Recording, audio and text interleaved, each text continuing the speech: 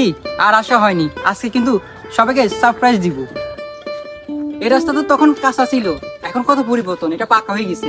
আর বাড়ি করার জন্য তো আমি 70 লাখ টাকা দিছি, দেখি বাড়িটা কেমন করছে ওরা। অনেক বছর পর সেই গ্রামের ফিলটা পাইলাম, কবে যে প্রবাসে গেছি আর আশা হয়নি। কিরে, টাকা দিলাম 70 লক্ষ, এখনো বাড়ির কাজ শেষ হয়নি। আচ্ছা যাই হোক, বাড়ির কাজ তো চলতেছে। ভাইয়া, আব্বু, তোমরা কোথায়? আমি বিদেশ থেকে চলে আসছি। আরে এটা তো বড় ভাই না, মেজুভাই দেখো কে আসছে প্রবাস থেকে।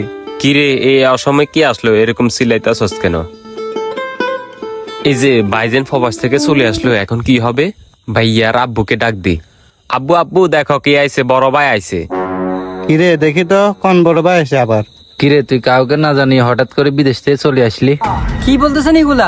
আমি অনেকদিন পর দেশে আসলাম, আমাকে দেখে আপনারা খুশি হবেন তা না, আমি কেন দেশে আসছি এ কথা বলতেছেন আপনারা? তুই জানিস না কয়দিন আগে তোর ছোট বোনকে বিয়ে দিছি, এখন কাউকে না জানিয়ে চলে আসছিস? অনেক টাকা কর্জ। কি বাবা, কি বলতেছেন? আমি না বাড়ি করার জন্য 70 লক্ষ টাকা দিলাম, এই টাকা কি করছস তোরা? ছোট বোনের বিয়ে দিতে তো অনেক টাকা খরচ হয়ে গেছে, না বলে আসলি কেন? কি বলিস? আমি না ছোট বোনের জন্য 10 লক্ষ টাকা দিছি বিয়েতে খরচ করার জন্য, তাহলে এত টাকা কিভাবে খরচ হয়? তুই বলতেছিস এত টাকা কিভাবে খরচ করা হয়েছে? এ বাইল্লাই 30 লক্ষ টাকার জায়গা কিনা হয়েছে, ওইখানে একটা বাড়ি করা হয়। আর এই বাড়িটা তো 2 ভাইয়ের জন্য করা হচ্ছে। বাবা, আপনি এগুলো কি বলতেছেন? তাহলে আমার বাড়ি কোথায়? আমি তো ভাবছিলাম তোর জন্য আরেকটা জায়গা কিনে বাড়ি করবো, তুই এখন চলে আসলি কেন? কি বলেন?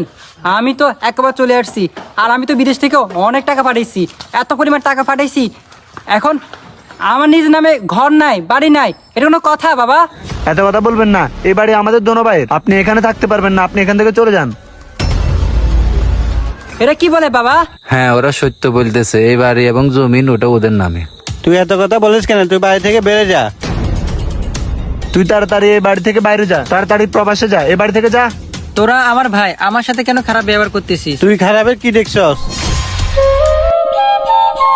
যাদেরকে আমি এতদিন আপন ভেবে আসছি, তারাই আজকে আমাকে ফোর করে দিল, আমাকে আমার বাড়ি থেকে বাইর করে দিল।